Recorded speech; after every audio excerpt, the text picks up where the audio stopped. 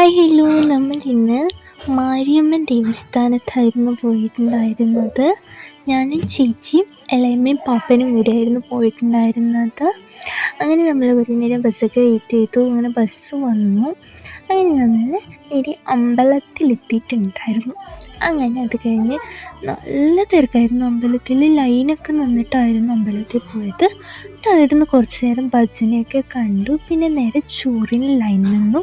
അങ്ങനെ പിന്നെ ചോറൊക്കെ കിട്ടി നിന്നിട്ടായിരുന്നു കഴിച്ചിട്ടുണ്ടായിരുന്നു. അത്രയ്ക്ക് തിരക്കായിരുന്നു. അത് കഴിഞ്ഞ് നമ്മൾ വേറൊരു അമ്പലത്തിൽ പോകാനായിട്ട് കുറേ നടന്നു. അങ്ങനെ അമ്പലമൊക്കെ തപ്പിപ്പിടിച്ച് കണ്ടുപിടിച്ചു.